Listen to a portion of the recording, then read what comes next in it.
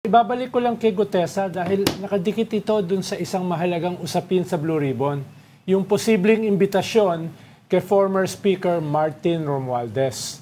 Paano makakaapekto yung development na yan kay Gutesa doon sa ganong klaseng issue, Senator? Wala, it stays, yung intention, yung plano na imbitahan of course, si Saldico wala dito, pero papadalan pa rin siya ng invitation doon sa kanyang residence. Si Speaker Romualdez, dati Speaker Romualdez, papadala namin yung invitation o yung letter kay Speaker Bogie D. At siya yung magsasabi kay dating Speaker Romualdez na dumalo kung kagustuhan ni Speaker Romualdez na dumalo.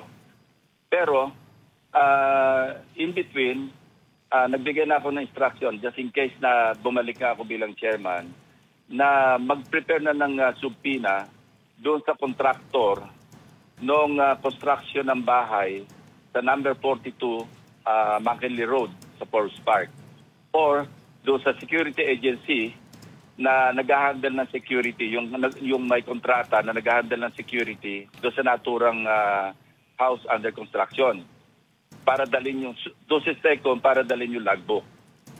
At kung makapag-testify sila na talagang indeed during the period between December 2024 hanggang August 2025, may mga dumating ang convoy ng mga sasakyan doon. For some reason, makaka-reinforce doon sa salaysay na ginawa ni Orly Gutesa na nag-deliver sila doon. So, importante yun.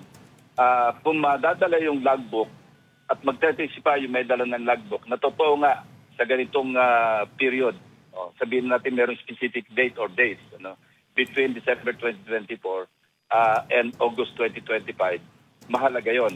Kasi magiging very credible at saka daming yung evidence ng salaysay sa pamamagitan ng salaysay ni Orly Gutesa. At kung wala naman sa logbook, walang dumating doon na convoy ng mga sasakyan at may testimony na wala talagang dumating doon, bagsak yung credibilidad altogether ng salaysay ni Orly Gutesa. Senator, missing in action si Orly Gutesa. Baka may balita ka sa former Marine. May mga kontak ka dyan sa military. Nasaan kaya siya? Madali ba siyang ma-summon kung sakasakali? Pinacheck ko na yung mga addresses. At katunayan, humingi ng tulong nga yung RTC Manila. Doon sa address, pinadala namin sa kanila. Pero ang sabi, wala na raw si Gutesa, hindi na doon nakatira. Yes. Ngayon, ang subpoena na ipapadala namin sa kanya, i-course namin through the office of Senator Marcoleta and or doon sa residence or office ni dating Congressman Mike Defensor. Kasi sila naman ang nag-present, lalo si Senator Marcoleta. Kaya sana alam nila kung paano makontak. Kasi chinek ko rin yung CCTV doon sa Senado, noong araw ng pagdinig na nando si Gutesa. Dumating siya doon as early as 8:27. Pagkatapos siya may sumalubong sa kanya, dumiretso siya sa opisina ni Senator Marcoleta.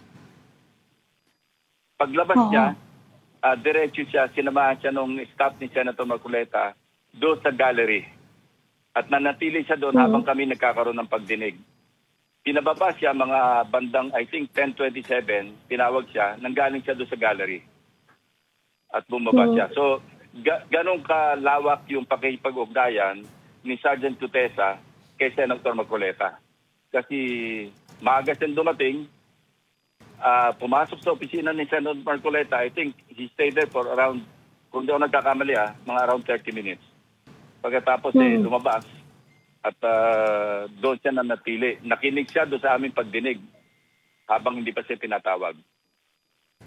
Pero nung dumating siya, nag-iisa siya? Nag-iisa ba siya nung dumating siya? Parang may kasama siya. Hindi ko sigurado kung kasama niya, pero may kasabay siyang pumasok. Kasi sabi ni Senator Marcoleta, hindi rin daw niya alam kung nasan Pwede naman tayo humingi ng tulong doon sa mga kakilala namin, mga dating nasa serbisyo ng mga Marine officers na baka sakali makatulong para lang maka-shed light, mas makapag-shed light doon sa kanyang sinumpang salaysay. Ngayon, kung hindi sa makita, i-appreciate na lang namin yung kanyang sinumpang salaysay on its face value, on its face, ano. Kung ano yung face value ng kanyang sinumpang salaysay, yun ang magiging part ng record. At ulitin ko, valid yung kanyang sinumpang salaysay regardless of kung pinalsify niya yung notaryo, valid pa rin yun. Kasi aside from the affidavit, sinumpaan niya pa rin yun doon sa harap ng Blue Ribbon Committee. Yes, sir. What prompted you, Senator, to check the CCTV of the day that he showed up at the Senate? Ano po yung hinahanap niyo? Hinahanap ko lang kung sino yung kasama. Kasi nga nawawala siya eh.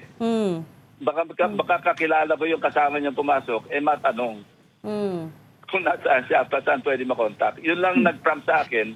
Kaya sabi ko, tingnan nyo nga kung sino yung kasama niya nang pumasok siya. Hanggang ngayon, tinitingnan namin kung ma-identify yung kasama at baka sakaling makatulong sa pag-locate sa kanya. Actually, nung sinumon siya doon sa DOJ at hindi sa Sumipot, doon ako nakapagbigay ng bilin sa aking mga staff na tingnan nyo nga yung CCTV, baka sakaling makatulong tayo sa DOJ sa paghahanap kay Gutesa. Si Senator Marcoleta has no idea of his whereabouts because that was his witness, di ba? I don't know. Hindi kami nag-uusap dalawa eh.